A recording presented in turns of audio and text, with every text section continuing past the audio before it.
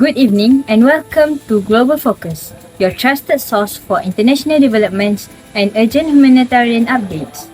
I'm Nuri Shafika, and tonight we bring you an in-depth report on two of the most urgent sustainable development goals set by the United Nations: Goal 3, Good Health and Well-being, and Goal 4, Quality Education. As we inch closer to 2030, the world faces mounting challenges in achieving these goals. From pandemics to prolonged educational disruption and setbacks are serious, but solutions are still within reach. Joining me tonight are four correspondents reporting from different angles of this complex and urgent global story. We begin with Jason, who explored the critical state of global health system post-COVID. Thank you, Shafika. The World Health Organization's 2024 Sustainable Development Goals that the report paints a sobering picture. Less than one-third of health-related targets are currently on track. Life expectancy gains have reversed in several regions due to COVID-19 and ongoing conflict and economic downturns. In low-income countries, 1 in 4 people lack access to essential health services. In 2023 alone, over 2 billion individuals experienced financial hardship due to out-of-pocket healthcare costs, with over 1 billion people facing catastrophic health spending, that is, spending more than 10% of household income in their medical care. A primary concern that it remains non-communicable disease, which now accounts for 74% of 100 of all global deaths. Despite being preventable, conditions like cardiovascular disease, diabetes, and cancer are arising in both developed and developing regions. Investment in universal health coverage, digital health tools, and also global cooperation is urgently needed, not just to recover, but to build a more resilient future. Back to you, Shafika. Thank you, Jason. As healthcare systems strain under pressure, women and children are often the most vulnerable. Now, let's go to FICA, who examine the setback in maternal and child health, a cornerstone of SDG 3. Indeed, Africa, over the last 2 decades, global effort had cut maternal mortality by 40%. However, we're now witnessing a sharp reversal. In 2023, approximately 260,000 women died from pregnancy and childbirth-related causes. Then, the United Nations warns that most of these deaths were preventable. A particularly troubling development is the reduction in foreign aid for maternal health programs. In 2024, major contributors like the United States and the United Kingdom slashed maternal and child health funding by up to 2020%. The United Nations Population Fund has called this an imminent threat to progress. Compounding the crisis is the COVID-19 aftermath. In sub-Saharan Africa alone, over 40,000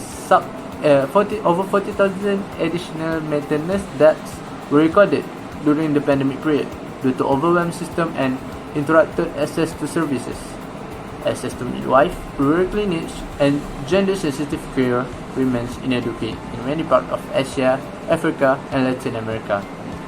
Experts urge urgent investment to avoid a generational backslide in women's health and well-being. Thank you, FICA. As the world reels from these health challenges, education too is in the turmoil. The SDG 4 scorecard for 2024 reveals a growing crisis. For more on this, we go to Haikal, reporting on global education setbacks. Thank you, Shafika. So, in 2015, the world pledged to ensure inclusive, equitable, and quality education for all by 2030. Today, that promise is under threat. According to the UNESCO 2024 SDG 4 scorecard, over two-thirds of countries are not on track to meet national education targets. More than 244 million children and youth are currently out of school. In several countries, upper secondary school completion rates have stagnated or even declined. The digital divide remains a glaring issue. While some students transition to online learning during the pandemic, millions of them, particularly in rural Asia and Africa, they were left behind due to lack of access to internet and devices. So in countries like India, their pandemic-related school closures have caused learning loss equivalent to 2 to 3 years of progress. Meanwhile in Indonesia, I think nearly 40% of students in rural districts remain unable to meet minimum proficiency levels in reading and mathematics. Funding shortfall, lack of qualified teachers and outdated curricula further complicated recovery. That's all from me. Let's now hear from Fawaz, who discuss how education and health are inextricably linked. Thank you, Haikal. Health and education are not isolated goals. They are interdependent. For example, children suffering from malnutrition or chronic illness are more likely to be underperformed in school or drop out entirely. On the other hand, educated individuals, or particularly girls, are more likely to access maternal health services, practice family planning, and raise healthy children.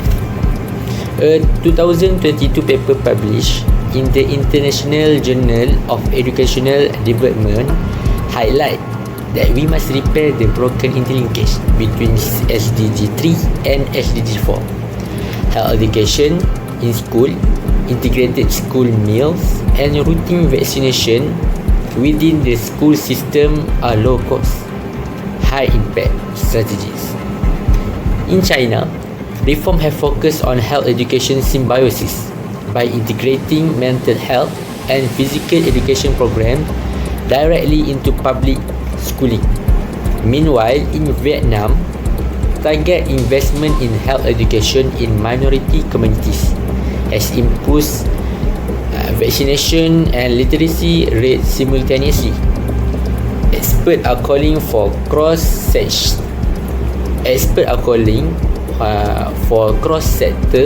collaboration, smarter alignment, and community-driven solution to tackle both crises together, not in silos. Thank you, Fawaz. As we have heard tonight, the pursuit of health and education for all is not just a moral imperative. It is foundational to economic development, equality, and peace. Yet, we are now at a tipping point. Without bold investment and cross-sector collaboration, millions may be left behind. This message from the global community is clear. It's not too late, but action must come now from government, donors, civil society, and individuals. Let us all ask, what future are we build, and for who? Thank you for joining us on Global Focus. I'm Nur Shafika, and on behalf of Jason, Faika, Haikal, and Fawaz, good night and stay informed.